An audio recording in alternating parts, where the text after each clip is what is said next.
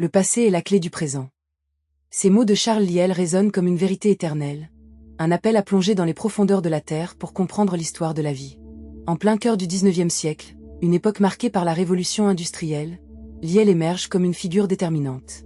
Ses idées révolutionnent la perception de la nature, lui permettant d'affirmer que les processus géologiques observés aujourd'hui ont agi de la même manière à travers le temps. Cette vision uniformitariste bouleversera non seulement la géologie, mais aussi la biologie, notamment à travers le travail de Darwin. L'Angleterre victorienne est un monde en mutation, où les avancées scientifiques s'opposent à des croyances profondément ancrées. Les fossiles découverts dans les strates de terre défient les interprétations littérales des Écritures. Lyell et d'autres scientifiques commencent à remettre en question l'idée que la Terre est jeune et façonnée par des événements cataclysmiques, découvrant au contraire un monde travaillé par des millions d'années d'érosion et de changement. Dans ce contexte, Charles Darwin, jeune naturaliste, se prépare à embarquer à bord du HMS Beagle. Ce voyage de 5 ans le mènera dans des contrées exotiques, des Galapagos aux côtes de l'Amérique du Sud. Face à la diversité des espèces, il réalise que les idées de Lyell sur l'uniformitarisme s'appliquent également aux êtres vivants. Chaque observation de variation parmi les espèces l'amène à considérer comment ces changements pourraient se produire lentement, sur des échelles de temps autrefois impensables. L'influence de Lyell devient omniprésente, l'incitant à explorer et à questionner l'origine des espèces. En intégrant les théories de Lyell, Darwin s'engage dans un pas audacieux vers sa théorie de l'évolution.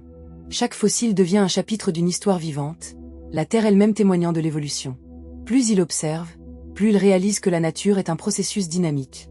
Les connexions entre les espèces deviennent évidentes, redéfinissant notre compréhension du monde naturel. C'est ici que l'impact de Lyell se fait sentir, ouvrant la voie à un nouveau paradigme scientifique. Mais la découverte de Darwin est également personnelle. Sa théorie, en lutte contre des siècles de dogmes, le confronte à un scepticisme intense. Son respect pour la méthode scientifique et sa capacité à défendre ses idées face à l'opposition marquent son héritage, avec l'uniformitarisme de Lyell comme catalyseur essentiel. Dans son ouvrage Principles of Geology, Lyell soutient que les processus géologiques d'aujourd'hui sont identiques à ceux qui ont façonné la Terre au fil des millénaires, remettant en question les croyances victoriennes. Ce concept devient une clé pour Darwin dans son exploration de l'évolution. Le voyage à bord du HMS Beagle, en 1831, représente un tournant pour Darwin. Les îles Galapagos deviennent un laboratoire vivant pour ses théories. Chaque espèce d'oiseau témoigne d'une adaptation minutieuse à son environnement.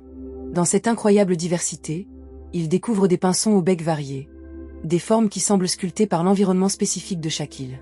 Ces observations ne sont pas de simples curiosités, mais des éléments cruciaux pour sa pensée sur la sélection naturelle. Au fil du voyage, il consigne des détails sur les écosystèmes et les structures géologiques. En observant les strates de roches, il perçoit une histoire racontée par les couches elles-mêmes. Chaque stratum est une page d'un livre géologique, révélant des éons de changement.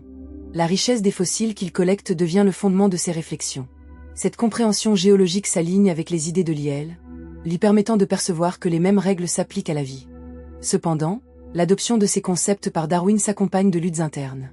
Les doutes l'assaillent. Peut-il vraiment défier la doctrine établie, la vision créationniste omniprésente de la société victorienne? Il se souvient de ses propres lectures bibliques et de l'éducation qui lui a été donnée, où la création divine était un axiome indiscutable. Remettre en question la création divine nécessite non seulement un esprit critique, mais aussi un courage intellectuel et un engagement personnel fort. À son retour en Angleterre après 5 ans de découverte, il prépare son ouvrage fondateur, L'origine des espèces, qui paraîtra en 1859. Ce livre, aboutissement d'années de réflexion, met en lumière le concept révolutionnaire de la sélection naturelle. C'est une idée qui défie les croyances établies, soulevant de profondes questions sur l'origine de la vie. Les années précédant la publication de son livre sont marquées par une intense correspondance avec d'autres scientifiques, dont Thomas Huxley, qui devient son ardent défenseur. Dans ses lettres, il exprime ses inquiétudes et ses espoirs, partageant ses observations et ses réflexions. Les critiques de son travail vont du mépris ouvert à l'hostilité directe. Chaque nouvelle découverte qui soutient sa théorie devient une victoire personnelle. Des échos de résistance se manifestent, mêlant inquiétude et curiosité. Les discussions sur son travail s'étendent des salons scientifiques au débat public, ce qui témoigne de l'importance de ses idées. Malgré tout, Darwin reste concentré. Sa méthode scientifique devient sa boussole dans ce climat d'opposition. Les critiques renforcent sa détermination, car son travail concerne l'avenir de la science. Il s'efforce de libérer la pensée scientifique des dogmes anciens. Sa recherche acharnée de preuves concrètes est nourrie par des années d'observations minutieuses. Lorsqu'il élabore ses idées sur la sélection naturelle, il est conscient que chaque argument doit être solidement fondé. Il consulte des livres, des articles, et s'engage dans des échanges intellectuels avec ses contemporains. Chaque découverte sur le terrain s'accompagne d'un profond besoin de validation. Darwin est conscient du poids de ses idées, et il aspire à les ancrer dans une réalité observable. Par exemple, lors de ses explorations sur l'île de Santiago, il observe les variations de couleur et de taille chez les tortues géantes. Ces informations ne sont pas là simplement pour enrichir sa collection, mais pour étayer une thèse audacieuse sur la transformation des espèces à travers le temps. Son observation des faunes insulaires, où les espèces sont uniques et souvent endémiques, devient un argument central de sa théorie. Au fur et à mesure que ses idées mûrissent, il commence à élaborer des concepts sur la compétition, la survie et la réussite reproductive. Cette dynamique naturelle forge un nouveau récit sur la lutte pour l'existence. Les interactions entre les espèces deviennent des éléments clés pour comprendre l'équilibre délicat de l'écosystème. Darwin se rend compte que chaque espèce est le produit de sa propre histoire, façonnée par des milliers d'années d'adaptation aux défis de son environnement.